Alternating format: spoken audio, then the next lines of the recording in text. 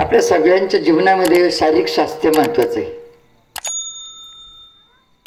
कोणाचं डोकं दुखतं, कोणाचं पोट दुखतं, कोणाला थंडी येते, कोणाला ताप येतो, गुडघे दुखणं, कंबर दुखणं, डायबिटीस असेल, कॅन्सर असेल, मुळीदाचा आजार असेल, असे हर प्रकारचे आजार आहे. ज्या वेळेला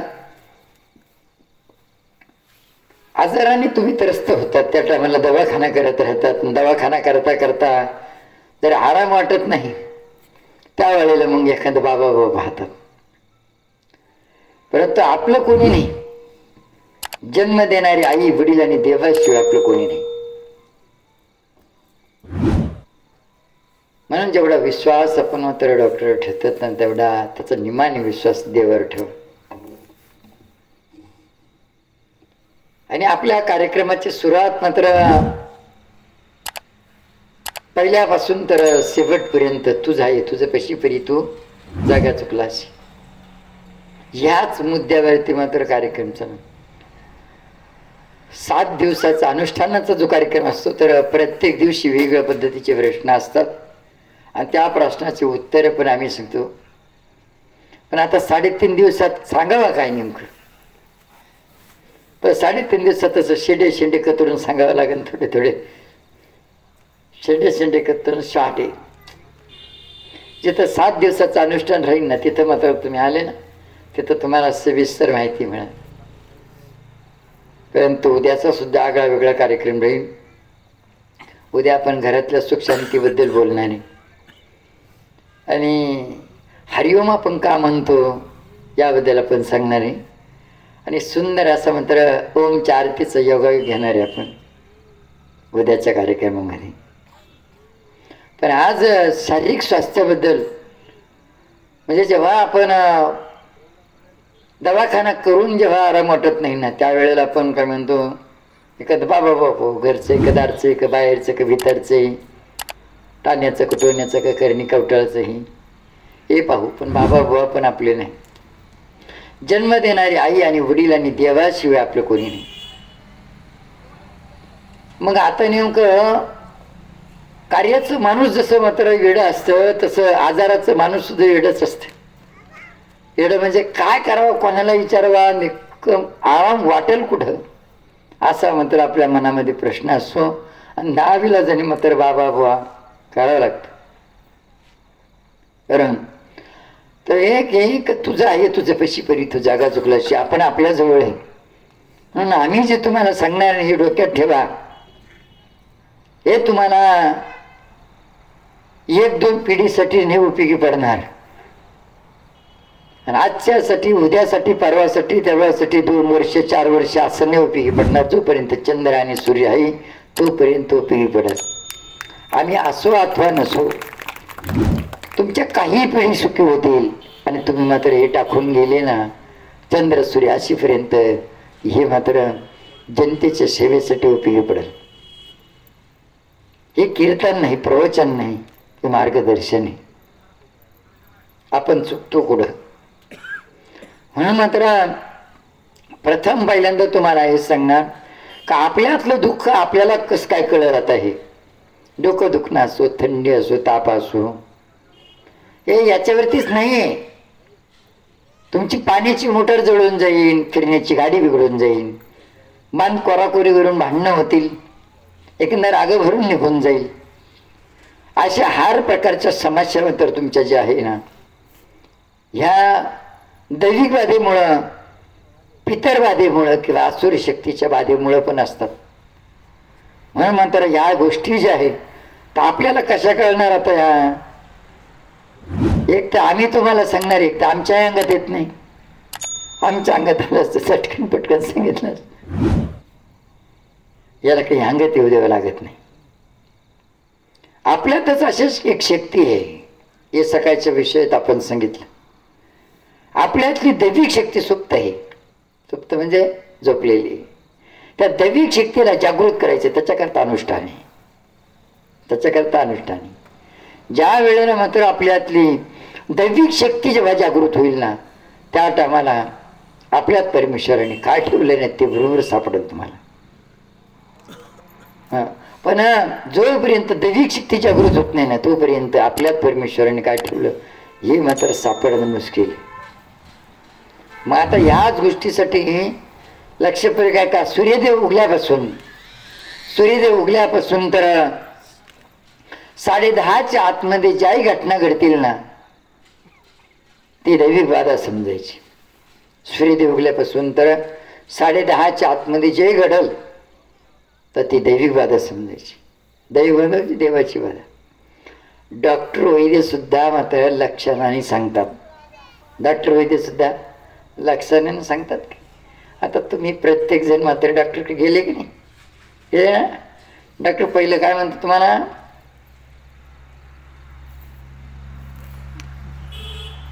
हा करा जीभ काढा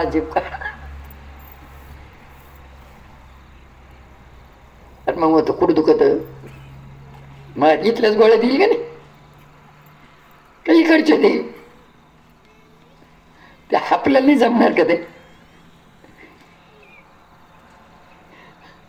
तसं आम्ही तुम्हाला लक्षणावरून सांगणार. एक आणखी प्रयोग डॉक्टरचा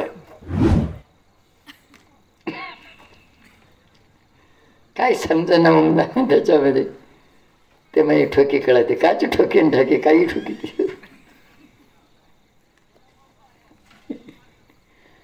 आणि आपला विश्वास त्यांच्यावरतीच बसतो. आम्ही साधनीतून बाहेर निघालो तेव्हा आमचे हातपाय सुजलेले होते. डॉक्टर ना आम्हाला भेटायला यायचे ना मोठे मोठे डॉक्टर भेटायला यायचे आम्हाला. जेव्हा हातपाय सुजलेले होते तेव्हा एक डॉक्टर भेटायला आलं तर त्याची ती बास्केट ती काय बास्केटच घेऊन आलं ते सुटक्याच का बास्केट म्हणतो ती घेऊन आलं. आणि मग आता काढलं ते तपासायचं काढलं तर काय केलं व्हिडिओ ती लावलं बा ते असं दाबलं ते पाहिलं म्हणे साखर वाढली म्हणे एवढी 245. म्हणलं एवढं साखरेचा दाणा आवडत नाही मी आली कुठून साखरेचा दाणा एवढं सुद्धा खात नाही आम्ही ही साखर आली कुठून. आपण ती चिंताच केली नाही.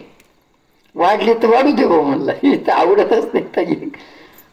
मालेगावला गेलं मालेगावच्या डॉक्टरनं चेक केलं त्याने बरोबर सांगितलं म्हणे रक्त नाही राहिलं रक्त फक्त 4 पॉईंट रक्त आहे त्याच्यामुळे हातपायांना सुजाली.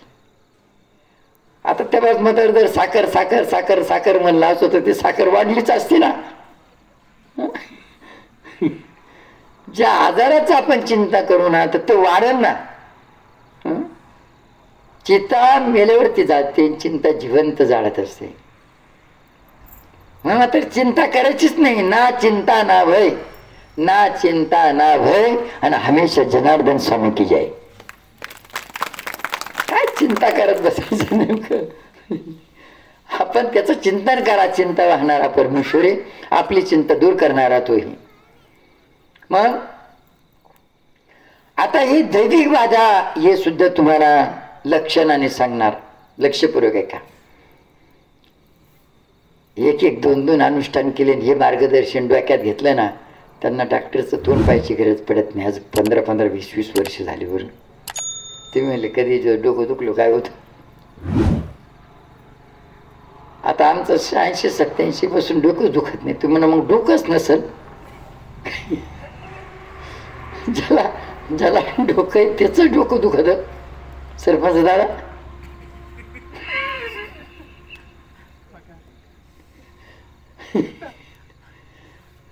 एवढं मोठं डोकं आहे ना पण डोक्यामध्ये फक्त तो परमात्मा परमेश्वर भरलेला आहे. तुमच्या डोक्यामध्ये कांदेन वांगेन कोंबड्यान झोपड्यान गुरण सगळी खिचडी म्हणून डोकं दुखत. म्हणून मात्र एक लक्षणाने दैविक बाधा कशी कळल. जसं मात्र एखाद्या नवीन ठिकाणी पाहुणा रावळं गेलो आपण त्या ठिकाणी देवस्थान कुठे आपलं काय माहिती नेमकं. सहजरित्या मात्र त्या देवस्थानाकडे पाहून आपण थुकलो. 150 फुटाच्या अंतरात असणारं देवस्थान तुम्हाला पकडून घे. तिकडे पाहून जर थुकलं तर एखाद्या वेळेस मात्र कळत नकळत तिकडे तोंडला व्हिला बसलो आपण लॅट्रिंगलाच बसलो. नवीन अशा वेळी सुद्धा 600 ते 700 फुटाच्या अंतरात असणारा देवस्थान आपल्याला पकडून घे. मग याची तुम्हाला स्वप्न पडतील. त्या देवाला जे चालतं ना, नैवेद्य चंद्राचा असला तर शेंदूर दिसल, जे जे चालतं खेळणं पाळणं, तिसूर बिसूर बाटार बिंडार, हे सगळं मात्र तुम्हाला त्या देवाला जो नैवेद्य जो झोज ज्या वस्तू चालतात ना त्या वस्तूचं दृष्टांत होईल. देवाने आपल्यामध्येच अशी एक शक्ती दिली, हे काय कोणाला विचारायची गरज नाही. सिस्टम अशी बनवली आपल्यामध्ये. तुम्ही डोळे झाकून जेवण करत राहा, डोळे झाकून. एवढा एवढा केस मात्र तुम्हाला गिळणार नाही, एवढा एवढा केस. तुम्ही जेव्हा घास चावणार ना, त्या घासातून मात्र तुम्ही एवढा एवढा केस बाहेर काढणार. डोळे झाकून घास घेतला तरी असं सिस्टम परमेश्वराने आपल्यात करेल. जनावरांचं सुद्धा चारा खातील ते, पण एवढं एवढं लोखंड चूक हे ते कधीच जाणार नाही पोटावर. डॉक्टर सांगितले लोखंड खाल्लं त्या जनावरांना, गाईनं लोखंड खाल्लं म्हणून शक्य नाही या गोष्टी. म्हणून जेव्हा तुम्हाला स्वप्न पडतील, दृष्टांत होईल ना, तर त्या टायमाला दिशा पण दिसल सहजरित्या. पूर्वेकडे जात असताना, पश्चिमेकडे जात असताना, का दक्षिणेकडे जात असताना, का उत्तरेकडे जात असताना जी घटना घडली, जसं स्वप्नात मात्र घरून तयारी करून निघालो, चालता चालता मात्र असं झालं बा, असं वाटल, समजून घ्यायचं की तिथं काही देवस्थान आहे काय. ही दैवी बाधा. 10:30 वाजेपासून तर 2:30 वाजेच्या आतमध्ये जी घटना घडल तर ती पितर बाधा. पितर म्हणजे आपलेच पितर नाही, आपलेच पितर नाही, आपल्याकडून लई चुका होतात. हे चित्र माहितीच नाही. कर्म करतो दुःखाची, नाशा करतो सुखाची. लोक जेवढे सज्ञानी ना त्याच्यापेक्षा डबल अज्ञानी. का अंत ज्या टायमाला होतो ना अंतयात्रा, त्या टायमाला मध्ये 20 घेतात. त्या 20व्याला मात्र बिना मिठाचा भात ठेवतात, दगडावरती ठेवतात. तो एवढा एवढा का दगड असा ना, तो दगड महत्वाचा आहे. तोच दगड तुम्ही तिथं घागर फोडायला नाही, भात फोडू दे तिथंच घागर फोडायला. तोच दगड तिळांजलीला न्या. आपण तो दगड तिळच पडू देतो, घागर फोडायला वेगळा दगड, तिळांजलीला वेगळा दगड. मग हे तिन्ही दगड जे आहे त्याच्यातला तिळांजलीचा दगड मात्र बांधायला मांडून देतो, आणि हे दोन्ही दगड तिथंच राहते. आणि यदा कदाचित मात्र या दोन्ही दगडांच्या आजूबाजूला आपण थुकलो म्हणा, लघवीला बसलो म्हणा, तिकडे बसलो तर आपल्याला पितर बाधा लागेल. मग पितर बाधा लागेल तर पितर बाधा म्हणजे काय, त्याचा शेवटचा श्वास सुटताना त्याची जशी इच्छा होते ना, तशा पद्धतीची इच्छा तिची होईल. आपल्याला ती बाधा लागेल ना, तशाच पद्धतीची इच्छा आपल्या शरीराच्या साह्याने मात्र आपल्याकडून पूर्ण करून घेईल. मग शेवटचा श्वास सुटताना जर त्याला तंबाखूची तलप लागली आणि पुढे नाही, तंबाखू खाणारा जवळ नाही, त्याचा शेवटचा श्वास सुटला ना, बस तो मात्र एखाद्याच कळत न कळत तंबाखू खाणाऱ्याला पकडून घेईल.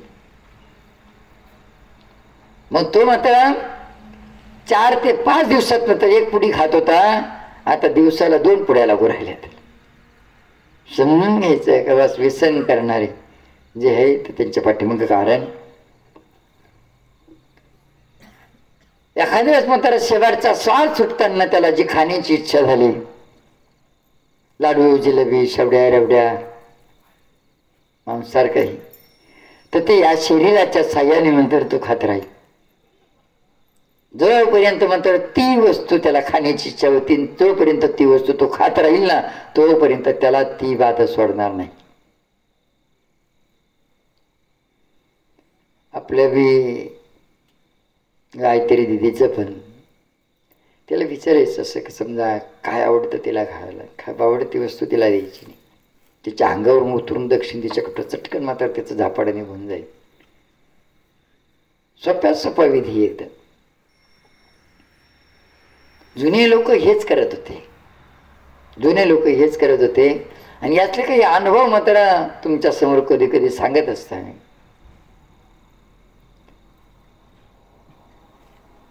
का लहान बाळ होतं आपलं. आता हे आपलं बाळ आपल्याला हर्षद दादा याच्यापेक्षा थोडस मोठा होता. मिलिटरी मॅनचा मुलगा होता. ती मिलिटरी मॅनचा नवसानी मुलगा झाला. 6-7 महिने मात्र दवाखान्यात ॲडमिट होता. 6-7 महिन्यानंतर मात्र डॉक्टरने दवाखान्यात काढून दिलं. 6-7 महिन्याच्या कालावधीमध्ये जवळजवळ 15 लाखाच्या पुढे खर्च झाला. फक्त डॉक्टर खर्च, मेडिसिन, गोळ्या बिळ्या, MR बिमार, सिटिकॅन बिटकॅन, सोनोग्राफी वेगळं. ते मग त्यावेळेला डॉक्टरनं दवाखान्यात काढून दिलं, सांगितलं खाऊ पिऊ घाला फक्त. त्यावेळेस म्हणतात ते शिव तिकीटवरती घेऊन आली. किती सोपा उपाय त्याच्यातून पहा. फक्त कोणाची तब्येत बिघडू द्या, फक्त असं विचारा. शेवटी कुठे आल्या सायंकाळी 4-4:30 आपण सातनगरापाशी बसलो होतो. तिकडून विधी आरतीला निघालो. भैरवबाबाच्या मंदिराजवळ आलो. तिकडून ते येत होते. ते म्हणले महाराज मी मिलिटरी मॅन आहे आणि माझा हा मुलगा 7-8 महिने दवाखान्यात ॲडमिट होता. दवाखान्यातून काढून दिलं. 15 लाखाच्या पुढे खर्च झाला. डॉक्टरांनी दवाखान्यातून काढून दिलं. तर तुम्ही सांगा, घरचं का दारचं का बाहेरचं का भितरचं का टाण्याचं कुटुंबाचं का करणी कवटाचं.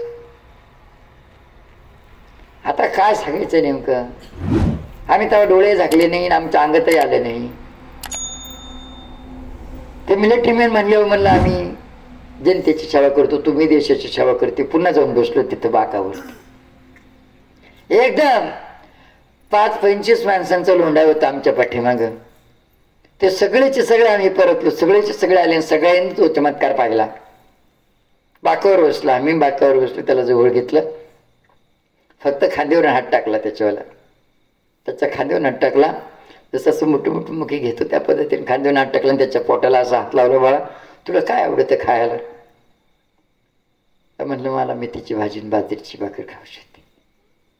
मग त्याला सांगितलं हॉटेलमध्ये जिलेबी लाडू शेवड्या रेवड्या नाही म्हणे, मला मेथीची भाजी आणि बाजरीची भाकर खाऊ शकते. पुन्हा डबल विचारलं आणखी. हॉटेलातले जिलेबी लाडू शेवड्या रेवड्या आणखी काय खायचं होतं का. मेथीची भाजी आणि बाजरीची भाकर. पुन्हा विचारलं कपडे कसे पाहिजे. त्यांना असं टच बटनाचं कपडे पाहिजे नव्हतं. आता मला आपल्याला काही कळणार नाही. आता हे असं टच बटनाचं तर याला बाजारात घेऊन जा. याला पाहिजे तो ड्रेस पण तर घेऊन द्या. असे तर 15 लाखाच्या पुढे खर्च केला. एखादा ड्रेस काही 10 लाखाला मिळणार. ती काही पैठणी आपलीवाली एवढीची 1-1.5 लाखाला एक मिळत. काय 2-4 लाखात एक पैठणी. म्हणून मात्र भाजी अशी बनवा का 2 थेंब हळवा टाका. येड्या भाजीला फोडणी दिली तर रस्त्यापर्यंत वास गेला पाहिजे त्याची फोडणीचा. आणि ते बाजरीची भाकर आणि ती भाजी बळ दृष्टीनं पाहू द्या. त्याच्या अंगावरून असं उलटं उतरून आणि दक्षिण दिशेकडे ठेवून द्या. याला बाजारात घेऊन जा. त्याला जो ड्रेस पाहिजे तो ड्रेस घ्या. त्या ड्रेसवरती गोडदोड प्रासाद ठेवा. थोडीशी दक्षिणा ठेवा त्याच्यावरती. याच्या अंगावरून उतरून याच्या वयात जो आहे तो त्याला देऊन टाका. एवढाच प्रयोग केला. नीट होऊन गेला ना. काय केलं आपण. आश्चर्य वाटलं त्यांना सगळ्यांना. ते म्हणले हे काय विशेष आहे. ते म्हणले महाराज डॉक्टरना 2-4 मशीने लावली म्हणे. त्या मशीननं काही सांगितलं नाही. ते कानात घालायचंही लावलं. त्याने काय ठोके सांगितले नाही. डॉक्टरांना काही ठोकलं तर. म्हणून मात्र हे जुने लोक तेच करत होते. जुने लोक डॉक्टर होते. केवढे डॉक्टर होते. या पांढऱ्या पेशा तांबड्या पेशा पाहिल्या होत्या कधी तुम्ही. समजाना ओमजाना 240 होत्या. 260च झाल्या. 260 होत्या. आता त्यात 100च राहिल्या, झाले ना वेळ 10 गेले, 5च राहिले ना. किती होत्या कशा होत्या. पूर्वीच्या काळी लोक म्हणत होते कावीळ कावीळ झाली. पण आम्ही सांगतो ना, कावीळ हा प्रकार नाही. सरपंच दादा बोल नका. सरपंच दादांच्या डोक्यामध्ये कोणतरी कावीळ घातली. मला कावीळच झाली, ती डोक्यात शिरली. ज्या गोष्टीच आपण चिंता करत राहतो ना, ती न होणारी गोष्ट सुद्धा होऊन जाते.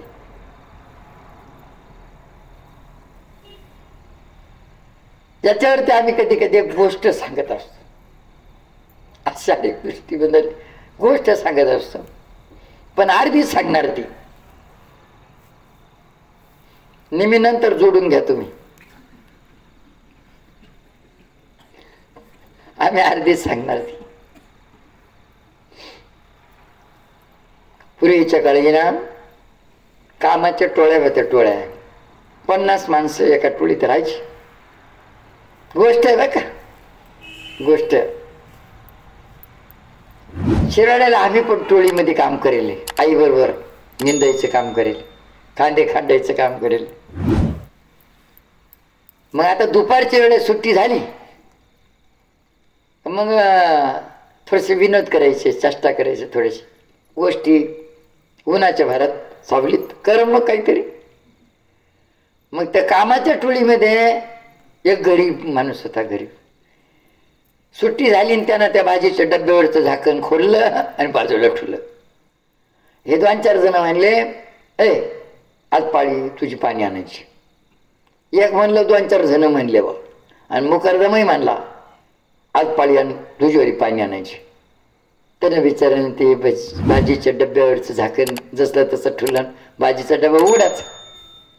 उचललं ते भांडण, गेलं पाणी आणायला. ते हंडा बिंडा राहायचं असं, गेलं पाणी आणायला. पाणी घेऊन आला तर त्या भाजीवर एवढ्या माश्या बसल्या, एवढ्या माश्या बसल्या. त्याने ते पाण्याचा हांडा ठेवला आणि माश्या उठवायचा. मग आता ते डबा असा असं हलवायचं का नाही, त्याने अशी टाळी वाजवली. अशी टाळी वाजवली तर त्या माश्या उठायचा, जो काही याचा टाळी वाजायचा जो झाला, माझा टाळी वाजवला. त्या माश्याच्या टाळीत सापडल्या, त्या मोडून पडल्या भाजीमध्ये. मग त्यांनी पाहिलं की याने टाळी का म्हणून वाजवली बा, ते माश्या काढीत होत भाजीतल्या.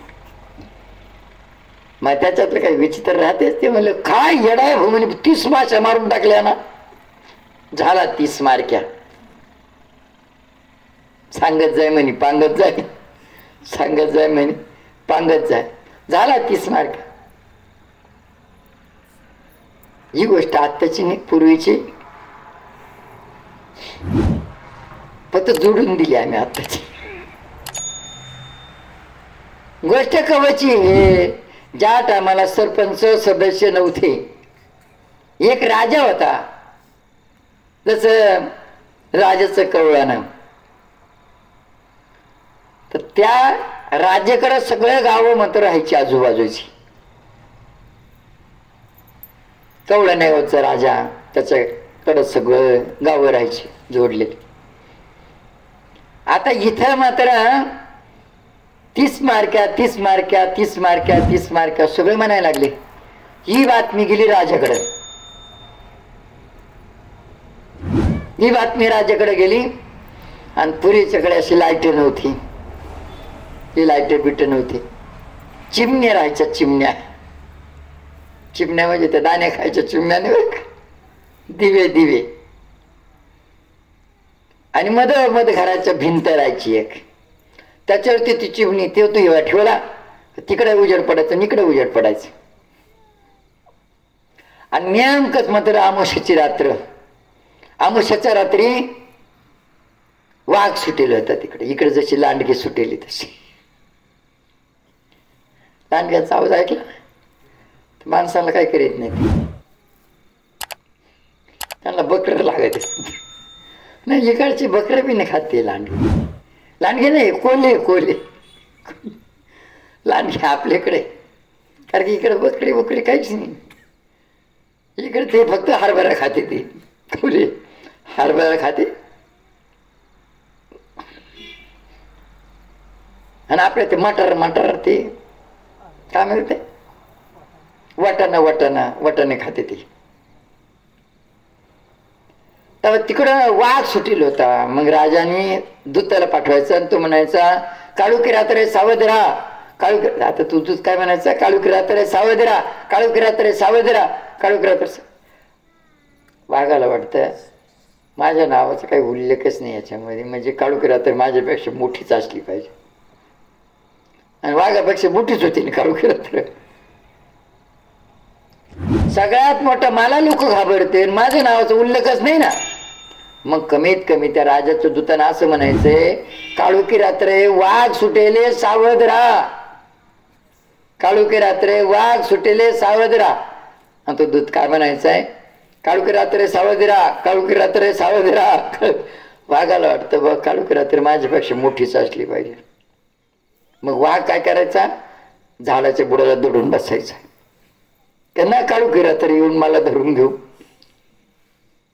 गोष्ट आहे बा काही. आणि आम्ही अर्धीच सांगणार आहे. तुम्ही माळीचं इथून गेलो माळीचं जप करायचा आणि पडल्या पडल्या अर्धी जोडून घ्यायची.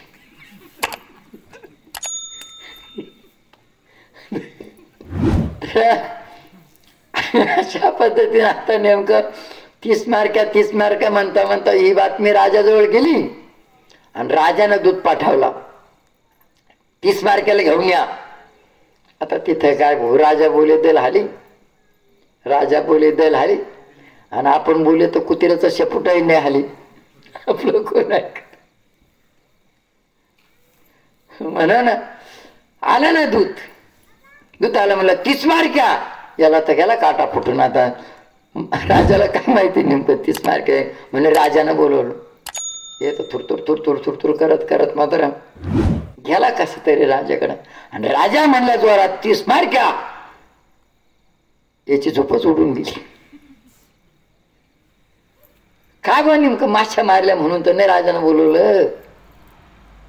राजा 30 मार्क्या म्हणलं. राजानं सांगितलं रात्रीतून वाघ धरून दिला तर बरा, नाही तर उद्या सकाळी फाशीवर दिला जाईल. बस असा शब्द ऐकला आणि येडाच झाला तो. आता काय खरं नाही, आता आपलं काही खरं नाही, आता आपलं काही खरं नाही, असंच म्हणायचं नसतं. म्हणत म्हणत म्हणत म्हणत येडच लागलं ना. असं म्हणता म्हणता आला आता नव्हतं, आता आपलं काय खरं नाही, आता आपलं काय खरं नाही, आता आपलं काय खरं नाही, आता आपलं काय खरं नाही. बाई हुशार होती. बाई म्हणे अहो झालं काय म्हणे, आता काय खरं नाही, आता काय खरं नाही, आता काय तुला सांगू काय म्हणे, आता काहीच खरं नाही. आता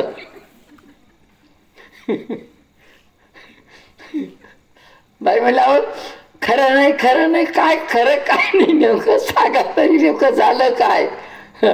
तर म्हणे तुला सांगू काय, आता रात्रीतून वाघ धरून दिला तर बरा, नाही तर उद्या सकाळी फाशीवर जायचंय. आता आपलं काय खरं.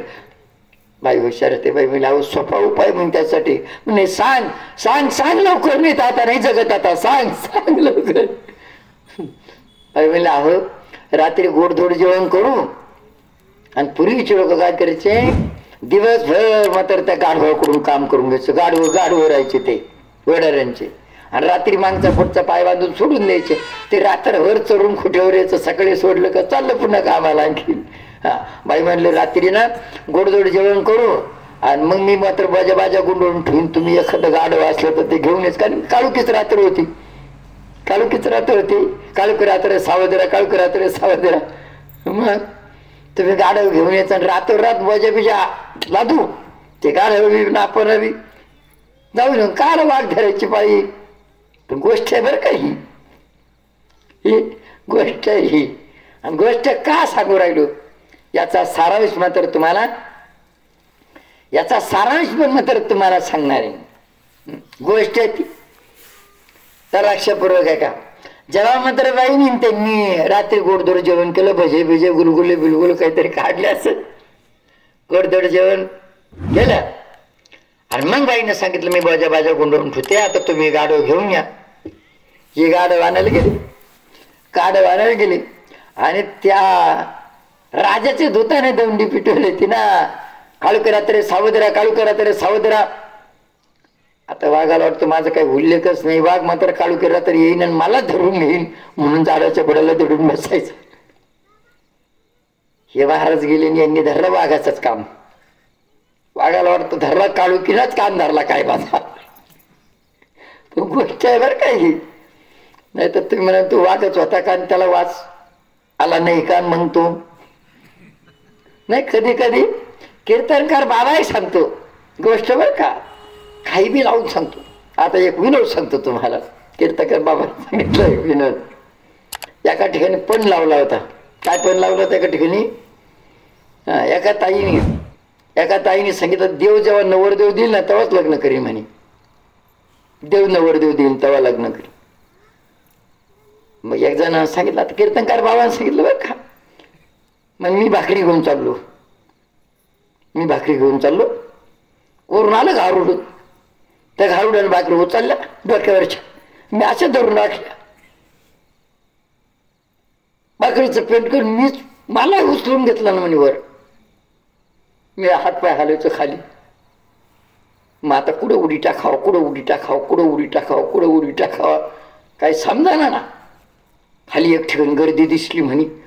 मला वाटलं इडं उडी टाकली की झिडून घेतील. तिथं चालू होता पण.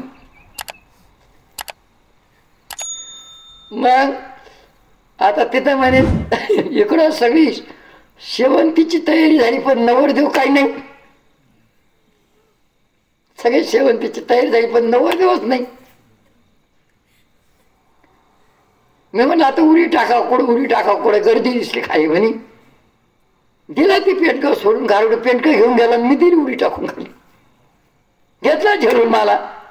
मग काय विचारतं मग तिकडं हो सगळा साज सजवून झाली शेवंतीची तयारी.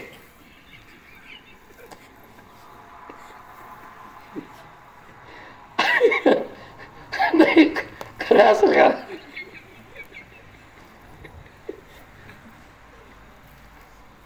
उचलायची जीभ लावायची टाळूला घ्यायची पाठीन जायचं वाळूला. आता इथं जेव्हा वाघ तिला बुडाला चढून बसलं ना. हा बाबा मात्र जेव्हा गाडं आणायला गेला तो वाघाचाच कान धरला. वाघाला वाटतं काढू किरण धरला का काय. वाघ कुठं काय करतो. आणला वडत वाघ. आता वाघाला लांबूनच वास येत असतो. पण आपली गोष्ट गोष्टीत काही बी होत. मग आणला धरून बांधला ना वाघ दाराच्या समोर. आता पूर्वी लाईट नव्हती. भीतीवर दरवाजा होता. तिकडे उजेड पडेल इकडे उजेड पडेल. खटखट करून दरवाजा ठोकला. वाघ वाजल्यानंतर बाईने दरवाजा उघडला. दरवाजा उघडल्यानंतर तो दिव्याचा उजेड पडला ना वाघावर. अगं बाई म्हणजे हा तर वाघच आहे. मग आता पुढची गोष्ट तुम्हाला सांगितलं तुम्ही जोडून घ्यायची. आता याचा सारांश काय. आपण वाघापेक्षा कमी नाही बरं का. आपण व्याघापेक्षा कमी नाही.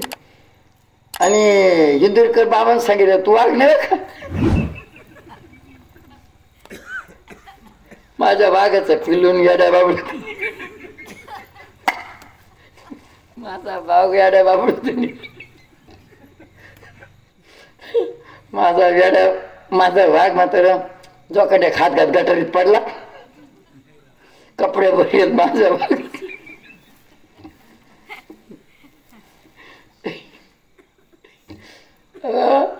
आपलं जर थोडं डोकं दुखायला लागलं ना एक गोधडी जोडून घेतली का आला वाघाला थंडी ताप. वाघ लागला काय. आम्हाला कधी कुरमुर येते पण कधी नाही गोधड्या घेऊन पडायचंच नाही. समजलेली गोष्ट तो ना. दगड मात्र तुम्ही ना थोडं आता कोण म्हणलं तर कोण म्हटलं सरपंच दादाचं येणं ते म्हणे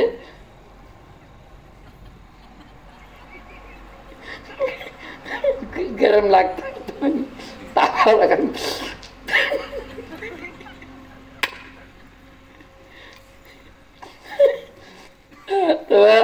एक सांगतो इथंच फक्त विसरून जायचं.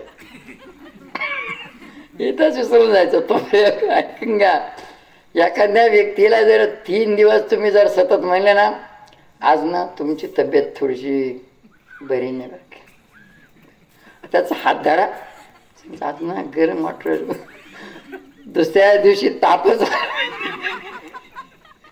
दुसऱ्या दिवशी म्हणला ना आज कालच्यापेक्षा जास्त गरम, आज तिसऱ्या दिवशी तुम्ही जर म्हणलं आज थोडस जास्त, चौथ्या दिवशी त्याने गोधड्याच घेतल्या समजायच्या. तो गल्लीपासून तर दिल्लीपर्यंत गेला ना तरी डॉक्टरला आजार सापडला नाही, मात्र गेला समजायचा तो. 3 दिवस तुम्ही मात्र 3 दिवस डॉक्टरकडे जाल, 3 दिवस एखाद्याला भेटायला जायचे, तुम्ही 3 दिवस आम्हाला भेटायला. तुम्हाला आज म्हणलं ना दादा बरं वाटलं, आज तुम्हाला एकदम चार व्यवस्थित वाटलं, कालच्यापेक्षा आज लईच भारी वाटतं. तिसऱ्या दिवशी पुन्हा म्हणलं ना आता तर इडापिडाच गेली थोडीशी,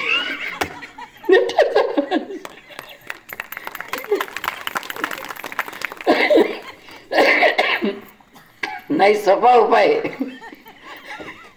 आतील शक्ती जी आहे ना, या शक्तीचा प्रभाव तुम्ही कधी पहा, तुम्हाला निमनीट करून टाकतो आम्ही. तुम्ही घरी बसल्या का घर बसल्या पाहुणे पाहायला येते तुम्हाला.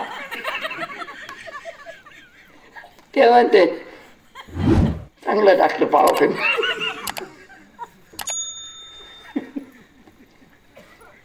नाही बाई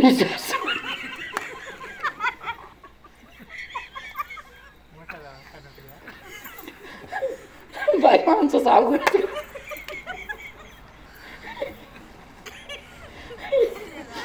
गोष्ट बरोबर आहे करे.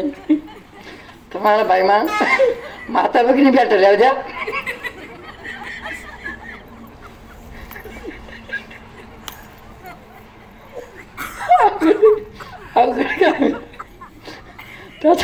गरीदारी कुठे राहतो मी, गरीदारी कुठे राहतो मी, हे दुसरं कुठेच नाही. त्याच्या करताना आजारी माणसाला भेटायला जाणार ना, याच आजार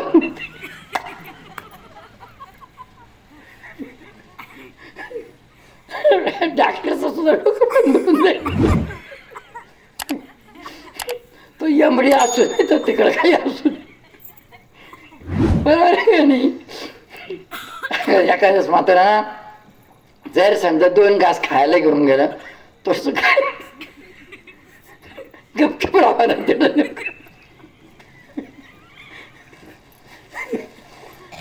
खरा आजार येऊनच मग डॉक्टरचं नावाची बदनामी होती. तर सांगून द्यावं लागेल ना डॉक्टरला का भेटायला बोलली होती. म्हणून मात्र एक आम्ही तर कोणाचंच ऐकत नाही, आम्ही तर कोणाचंच ऐकत नाही. सांगताना आता आजी तुम्ही पाहिलं असन, किती वेळ पाहिलं असन. आता तुम्ही जे मुलाला आणलं होतं त्याच्या नाकात हार वाढलं, त्याला मला येड्या आणि नाकात हार आहे तुला दिसला का म्हटलं हार. विचारा नाही विचारा आजीला, आजी तुम्हाला अनुभव सांगा नेमका. म्हणून आहे अरे नाकात हार आहे कुठं म्हणून टाकलं नीट होऊन गेलं.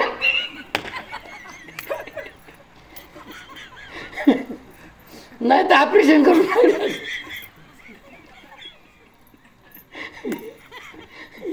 आपल्याकडे प्रयोग, आपल्याला जेड गोळी नाही तर तुम्हाला काय लागतं गोळ्या नाळ्या घेऊ दे ना. म्हणून मात्र अशा पद्धतीनं या गोष्टीचा अर्थ असा आहे, आपण मात्र एखादे विचार आपण डोक्यामध्ये घेतोय ना त्याच विचाराचं चिंता करत राहतो आपण. आणि आता आम्हाला मात्र दगड करून टाकेले, त्याच्यामुळं कितीही तकलीफ झाली होती. तकलीफ कधी 2-2, 2:30 वाजता येतो. आता शिवटिकडीवरती जे राहणार आहे त्यांना माहिती आहे आम्ही किती वाजता येतो आणि किती वाजता जातो, आणि दिवसभर वनवस नेमकं, आणि मध्ये गपची बसत नाही. टेप टापत येतं सगळं खोलून खालून नसलं त्याचं काही बिघडेल. तुम्ही ते आत घेसते ना, ते बरंच खरं होते ना, ते बरंच घेऊन येतो आम्ही. वरचे आपण खोडून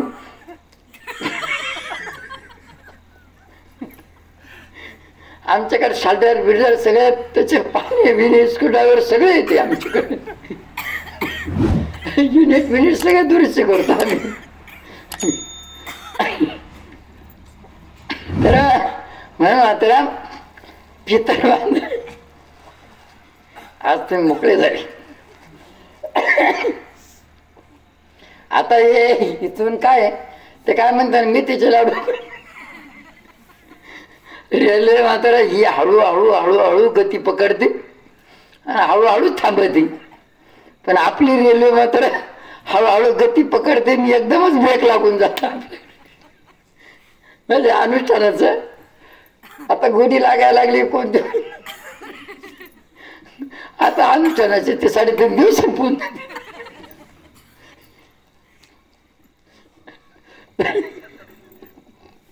म्हणून अशा पद्धतीनं पितरबाध आहे. असे असंख्य अनुभव आहे. त्या अनुभवातून मात्र तुम्हाला कळलं फक्त दुःख पीडा बाधा कोणाला काही त्रास होऊ द्या, फक्त त्यांना विचारून घ्यायचं तुला काय आवडतं. जी वस्तू आवडती ना ती वस्तू त्यांना द्यायची नाही. जी वस्तू आवडते ती वस्तू द्यायची नाही. ती वस्तू त्यांच्या अंगावरून असं उलट उतरून दक्षिण दिशेकडे ठेवून द्यायचं. ती खाण्याची वस्तू असो किंवा कपडे लत्ते असो काही असो एकदम सोपं. आता आपल्याकडं आज उद्याच येतील पाहता ते आपले बाळूभाऊ, बाळू दादा आपल्या गाडीचे ड्रायव्हर ते बाळूभाऊ देवरे, त्यांचा ना हां बाळूभाऊ पवार, त्यांचा ॲक्सिडेंट झाला होता द्वारकेवरती नाशिकला आणि 1.5 महिना दवाखान्यात ॲडमिट होते प्लास्टर करून. 1.5 महिन्यानंतर जेव्हा घरी आले ना तेव्हा सुद्धा मात्र त्यांना पाय टेकवता येत नव्हता. 2 जणांच्या खांद्यावर त्याचे हात ठेवून आणि चालायचे. मग एक दिवस सुनील दादा तुम्हाला कदाचित माहिती असेल, एक दिवस रात्री आम्ही 11-11:30 वाजता आपल्या अविनाश भाऊच्या त्यांच्या बंगल्यावरती होतो नवीन घरी. आम्ही जाणार होतो कार्यक्रमाला, त्यांच्या वास्तुशांतीला राहणार नव्हतं आम्ही, तर त्या टायमाला रात्री होतो तिथं. त्याच दिवशी त्यांचा फोन आला. 4-5 दिवस झाले, 4-5 दिवसाच्या कालावधीत थुका सुद्धा गिळता येईना. तर आम्हाला रडक्या आवाजात मात्र 11-11:30 वाजता फोन केला. आपण मधून येत होतो ना नांदगाव, नाही का म्हटलं नांदगाव, छोटं नांदगाव, नांदगावच्या पुढं निघालो तेव्हा फोन आला आम्हाला. म्हटलं बाबाजी 4-5 दिवसापासून झोपही नाही, तुका सुद्धा गिळता येत नाही, आता काय शाश्वती नाही आता माझी, असं रडक्या आवाजामध्ये. आम्ही तिकडून तसं चालून त्यांच्या घरी गेलो. त्यांच्या घरी गेलो, घराच्या बाहेर खाट टाकली, खाटावरती त्यांना बसवलो, आम्ही खुर्चीवरती बसलो आणि नेमकंच आम्ही मार्गदर्शन देत होतो तर त्यांनी रेकॉर्डिंग करून घेतली. आणि मग त्यांना आम्ही काय मार्गदर्शन दिलं, काय विचारलं त्यांना की तुम्हाला जर अशी टपरी टोपी घालावं वाटत असेल, एखादे चांगले कपडे घालावं वाटत असेल, एखादा चांगला पदार्थ तुम्हाला खाऊशी वाटत असेल ना, तर तसं तुम्ही सांगा त्या पद्धतीनं, का तीच पीडा आहे तुमच्या पाठीमागे, असं त्यांना आम्ही थोडंसं सांगितलं. त्यांनी ते 2-3 अनुभवासह रेकॉर्डिंग करून घेतली, अर्धा 1 तासच, पाऊण तासाची. आणि नेमकं मात्र आम्ही तिथून निघून आलो 12:30 पाऊणला. मग त्यांनी काय केलं का ते रेकॉर्डिंग चालू करून दिली फोनची बाजूला अशी उशीजवळ आणि झोपले. ते रेकॉर्डिंग चालू केली तर तेच आम्ही सांगितलेलं ऐकत असताना त्यांच्या मनात आलं. एक श्रीमान व्यक्तीचं परिवारातलं लग्न होतं. त्या लग्नाला नवरदेवाबरोबर जो मुलगा होता त्याने हायफाय असे कपडे घातलेले होते. पण मी असं म्हणलो म्हणे एक ना एक दिवस असे कपडे घेईलच मी, बस असं म्हणलं आणि लगेच डुकला लागून गेला. फोन सुद्धा दुसऱ्यानं बंद केला. फोन सकाळी 7 नाही वाजलेत आम्हाला फोन आला, बाबाजी शांत झोप लागली म्हणे. म्हणलं नेमकं काय झालं. मग त्यांनी सगळी स्टोरी सांगितली. तुम्ही बोलले ती सगळी रेकॉर्डिंग करून घेतली होती आणि तुम्ही जेव्हा इकडं आले त्या टायमाला झोप लागत नाही बा, म्हणून मी ती रेकॉर्डिंग चालू करून दिली. ती रेकॉर्डिंग ऐकता ऐकता माझ्या मनात असं आलं का श्रीमान परिवारातलं लग्न होतं आणि नेमकं त्या नवरदेव बरोबर असणाऱ्या मुलांच्या अंगात पाय पाय कपडे होते. मी म्हटलं बा अशी कपडे एक दिवस घेईलच. बस तिथून डोळा लागून गेला, झोप लागली शांत. फोन दुसऱ्यांना बंद केला. म्हटलं दादा उशीर नको करू, आता तुम्हाला पाहिजे तसं ड्रेस घ्या आणि ते ड्रेस ते थोडंसं गोडधोड प्रसाद ठेवून दक्षिणा ठेवून तुमच्या अंगावरती उलटं उतरून आणि तुमच्या वयात जे आहे ते त्यांना देऊन टाका. बस अशा पद्धतीने उशीर न करताना तो विधी केला आणि क्लिअर होऊन गेले. आता त्या दिवशी कुंभमेळ्याला आम्ही गेलो तर किती जवळजवळ आमच्याबरोबर किती 37-38 किलोमीटर आमच्याबरोबर चालले. ते पुन्हा तिकडून 37-38 किलोमीटर चालले पुन्हा आणखी. म्हणजे एकच साईड 37-38 किलोमीटर एकच साईड गेलो पायी पायी पायी पायी पायी. पण तिकडून पुन्हा तेवढ्याच किलोमीटर पायी पायी आलो आम्ही. तरी पाय दुखणं. आम्ही त्यांना विचारायचो दादा पाय दुखतो का? तर आता पाय बी नाही दुखत नाही आता.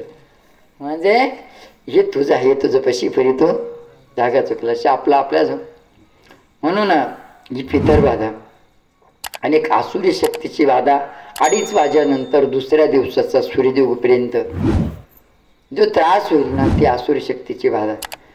मग आसुरी शक्तीच्या बाधेमध्ये सुद्धा आता या पितर बाधेमध्ये गुळ खाण्याचे स्वप्न होईल पडल. एखाद्या वेळेस मी दुकानात गेलो, दुकानातून गुळ घेऊन आलो आणि कोणीतरी म्हणतं माझ्या हातातून गुळच हिसकला असं होईल. कोणीतरी खीरपोळी मागते, गोड खाण्याची इच्छा होईल. अशी जर स्वप्न दृष्टांत पडतील तर समजायचं की पितरबाध आहे. जे जास्तीत जास्त गोड खातं ना समजायचं त्याला पितरबाध आहे. या पद्धतीनं हे समजून घ्यायचं, हे लक्षण आहे त्याच्यावाले. म्हणून मात्र ते गोडधोड जे खाणं आहे त्याला विचारायचं तुला काय आवडतं गोड आणखीन, तर ती वस्तू त्याला द्यायची नाही. आताच जवळजवळ 15-20 दिवसाचा अनुभव असेल. आता ते आपले हे शहापूरचे ते आपले नामदेव भाऊ त्यांची बाई वाले ते नेमकं तिकडं होते. तिकडं आपल्या शेटच्या आगून तिकडून होते. त्यांची बाई म्हणे हे निश्चय खातच राहते म्हणे. इतके जेवते म्हणे, इतके जेवते ते खातच राहते म्हणे निश्चय. ते ऐकलं हा ना म्हणे मी. तिकडून ते आले पुढं. ते म्हणे हा ना मी ना नेमकं नुसतं बाहेर बी वडापाव मिसळ पाव भजे पाव घरी आलं का जेवतच राहतो म्हणे मी. नेमकं काय मग म्हणलं तुम्हाला नेमकं काय खाऊशी होतं बरं, जास्तीत जास्त काय खाऊशी होतं? ते म्हणे मला ना मिसळ पाव वडापावच खाऊशी होतं. म्हणलं ते मिसळ पाव वडापाव तुमच्या अंगावरून असं उतरून दक्षिण दिशेकडे ठेवून द्या. बस त्या दिवशी घरी गेले तेवढाच प्रयोग केला. लगेच फोन आला मला दुसऱ्या दिवशी. आणि बाबाजी तुम्ही सांगितलं ते केलं तर म्हणजे आता काही नाही जेवलो नाही तरी असं वाटतं ना एकदम तरतरी वाटते. तेव्हा एवढं जेवायचं होतं तरी म्हणून मला वाटतं झोपून घ्यावं. म्हणजे चालू हे अशी विधी जुने पुराण लोक हेच करत होते. म्हणून गोडधोड जे खाण्याची इच्छा होती ना ते गोडधोड जर उतरून दक्षिण दिशेकडे ठेवलं तर तात्काळ नीट होऊन जाते. आता आसुरी शक्ती ते 2:30 वाजेपासून तो दुसऱ्या दिवसाचा सूर्यदेवपर्यंत ही जी आसुरी शक्तीची बाधा याच्यामध्ये मडके गाडगे स्वप्नात येतील, लाकडं स्वप्नात येईल, प्रेत स्वप्नात येईल, पाणी स्वप्नात येईल. त्यानंतर मुंडक्याच्या माळा, केस मोकळं सोडलेले स्वप्नात येतील. असे काही विचित्र स्वप्न पडत असले तर समजून घ्यायचे काही आसुरी शक्तीचे बाधा. शमशानभूमी, मडके गाडगे, लाकडं, अग्नी, प्रेत, त्यानंतर आपलं मुंडमाळा, केस मोकळे सोडलेले असे जर स्वप्न पडल तर ही आसुरी शक्तीची. पण ती आसुरी शक्तीची असो नाही तर देवी बाधा असो नाही तर पितरांची बाधा असो, परंतु ह्यामध्ये दिवसा कधीच झोपायचं नाही. तुमच्या कार्याला यश पाहिजे, आरोग्य पाहिजे, शांती पाहिजे ना, दिवसा कधीच झोपायचं नाही. दिवसा आता तुम्ही म्हणा मग मोठा दिवस असलो करायचं का? वावरतही ढेकलं काम नसलं मग आराम करावा. पण हे की थोडंसं फिरून फारून यायचं. एखादा व्यक्ती ना त्याला आजारपणच सोडत नाही ना त्या व्यक्तीला दिवसभर मात्र फिरवा. या देवाला न्या, त्या शेतात घरकामाला न्या, इकडं न्या, तिकडं न्या, तिकडं न्या.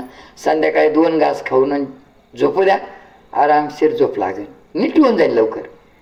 पण इथं जे दिवसा झोपतील ना त्याला दुःख पिडा कधीच सोडत नाही. आणि आपलं सिस्टम असं बिघडून जातं, दुःख पिडा रात्री झोप येऊ देत नाही, रात्री झोप येऊ देत नाही, रात्री हाय हाय हाय हाय. मग आपण म्हणतो बा मा बाबा रात्री झोपला नाही, झोपू दे दिवसा. बाई बाई रात्री झोपली नाही, झोपू दे दिवसा. आता जर दिवसा झोपले रात्री काल झोप येईल. तर हे फक्त हे सिस्टम बदला. काही झालं तर दिवसा झोपू द्यायचं रे, रात्री झोपायचं. आणि रात्री डॉक्टर नाईटचं डबल बिल येतं, त्याची झोप मोडती. आम्ही रात्री झोपत नाही, लोकांना झोपू देतो.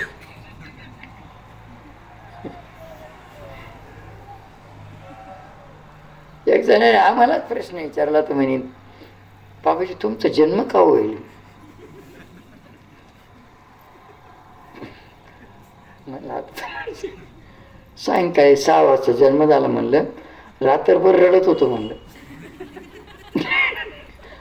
आम्ही झोपलो नाही, लोकांना झोपायला, त्याच्यामुळे आम्ही झोपत नाही, लोकांना झोपू देत नाही. एक दिवस 9 सरीला किती वाजता गेलो आम्ही, 3:15 3:30ला. त्या महिने आमच्या झोपावून गेल्या महिने, आता उठायचं आम्ही आलो काकड्याला. पण शब्द दिला ना आम्ही, तिला रात हो नाही तर निमे रात हो नाही तर मग मरण भात का होईना, जायचं म्हणजे जायचं. तिला शब्द दिला. बाबा लोक म्हणतील झाला टाईम, तिकडं तुमचं नियोजन होऊ, रांगोळी काढा नाही तर पुढे उभं राहते. नाही म्हणजे नाही, आम्ही आमची पूजा तिथून आलो केली पहाटे 3-4 वाजता डबल.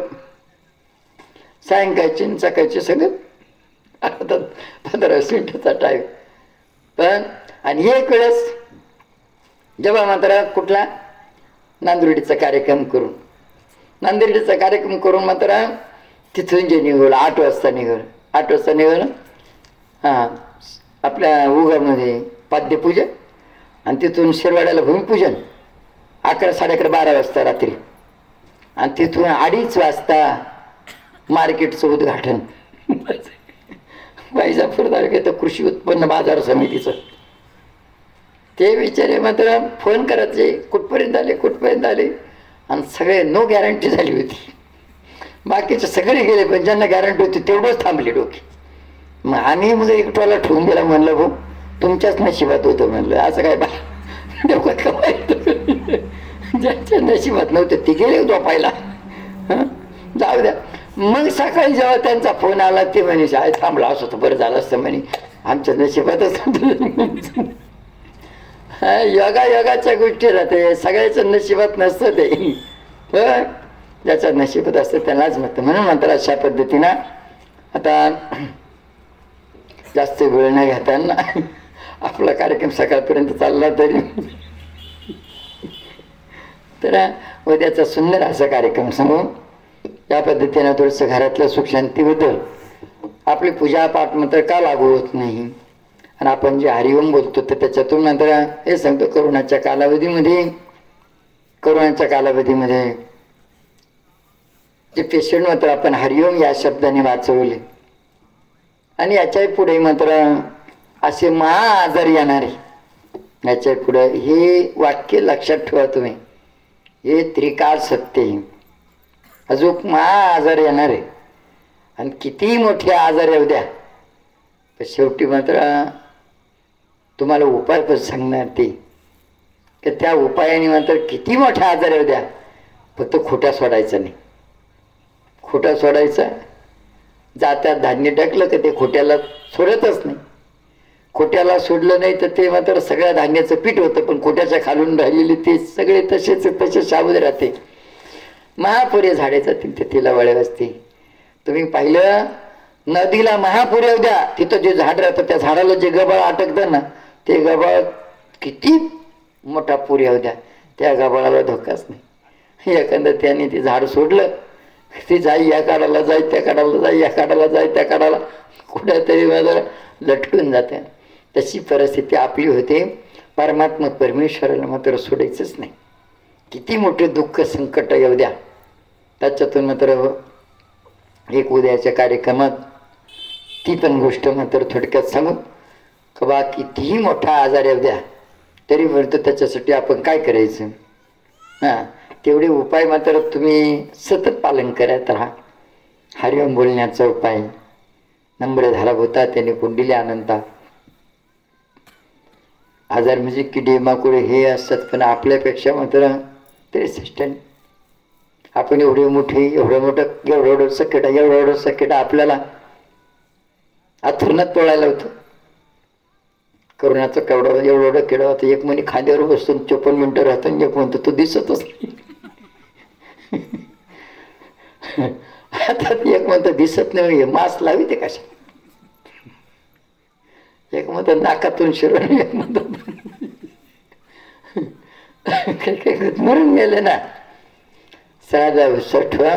त्याच्याबद्दल मात्र उद्या तुम्हाला विधिमार्ग सांगून सुंदर असा आरतीचा योग मात्र आपण देणार नाही. अशा पद्धतीनं झालेल्या शिवा आपल्या सगळ्यांच्या चरणी महादेवाच्या साक्षीने मात्र समर्पित करून आणि इथंच मात्र आपल्या शिवेला पूर्ण विराम देऊ. जागेवरूनच मात्र दर्शन करा आणि आपल्या जागेवरती जा. आजही मात्र असे आता उद्या सगळे आहेच. काही असे प्रश्न असले तर सांगत जा.